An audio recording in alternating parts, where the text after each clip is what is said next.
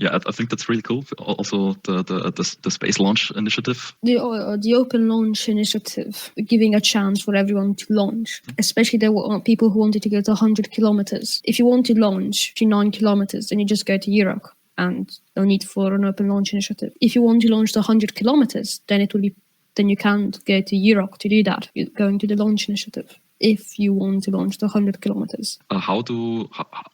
What are the plans for the Launch Initiative? The first thing we should know if you want to organize, because first you see where to launch. Then you ask the people who own that place if you can launch there. And then you do the rest, like setting up stuff there, maybe inviting teams to go there, launching rockets, and getting money, because the launch sites for 100 kilometers aren't free. I guess finding the site is the most difficult thing, because I feel like if there's a place where one could launch, then all the teams which want to launch there, they put like the time and the effort into it. But for us, we would love to have a place to start 100 kilometers, but we do not know whom to ask. I mean, in like Kiruna and stuff, there you could launch, but it's too expensive. So I guess that's not an option to talk to them. Yeah, the too expensive part was actually one of the motives of the Open Launch Initiative, because the idea is when you grab the rocket, you disassemble it when you transport it. So you need to then assemble it there. So you need to pay for like a week at the launch site. But you can make like 5 teams launch in the same amount of time, because everyone needs to prepare their rockets. And so then you have that like each team pays a fifth of the price that they would pay if they went alone. And that was one of the reasons for the Open Launch Initiative. I don't know what's the price, but I think it was like over $10,000. I heard in Sweden something about 70,000, but those numbers might be old. But still, hard to get for a new team. Hard to get for any team, really. There was one team like 1 or 2 weeks ago. They launched to, I think it was high end. They launched to 60 kilometers, something like that. Hybrid, probably. Do you know where they launched? I think they launched somewhere in Sweden. No, I don't know where they launched. Because I guess there's the DLR. It's from Germany, some association in space. And I think they fund some student teams. And I could guess that they paid the fees for them, but I could be super wrong. If I remember correctly, they were building, I don't know if they're still building it, a launch site, a spaceport in Norway. And it would be within the Arctic. And you could launch up to 100 kilometers there. But are they building it for like commercial use, probably? I believe that you can like go there and launch if you pay. It's not like only for companies. At least I believe it's not only for companies, but also a space team or multiple space teams could launch there. But I like the idea of it's too expensive, but if there are more teams, we could split the costs. I mean, if there are more teams, we would need to stay there a bit longer, but probably still everyone would pay less. I mean, for example, when we go to America, to the Blackrock Desert in Nevada with our Hound rocket, like the 100-kilometer rocket, we prepare, I mean, there is no infrastructure.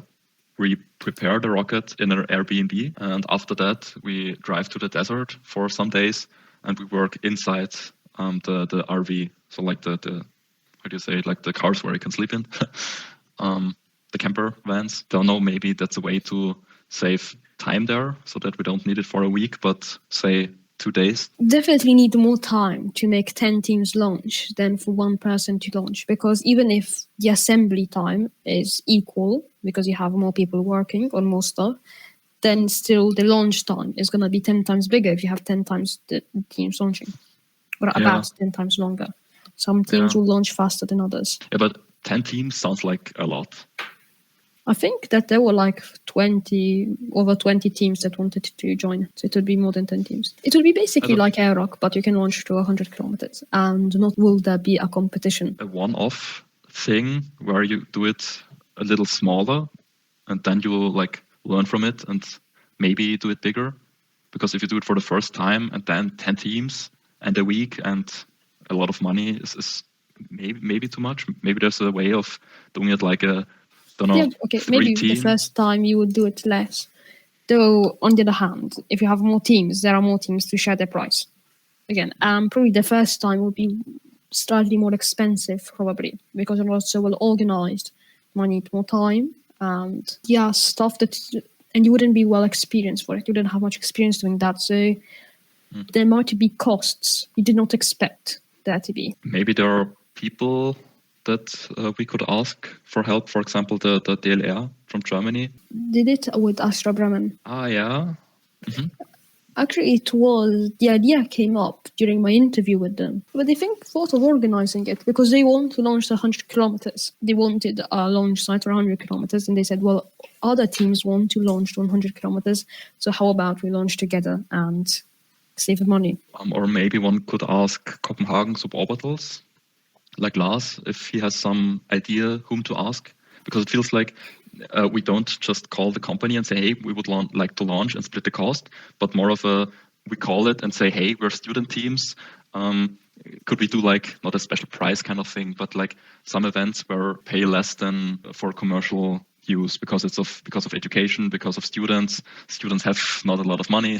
The price is to rent out the area. So I don't think they really care how many people go there. So you rent the area and then you can like do whatever you want there. You shouldn't destroy it, blow it up. But basically, except that, I think you can do whatever you want. We already launched 100 kilometers, but in America, in the desert.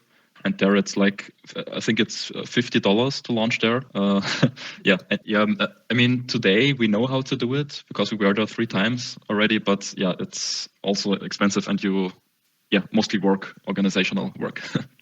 Yeah, and you don't have the problem of recovering at sea.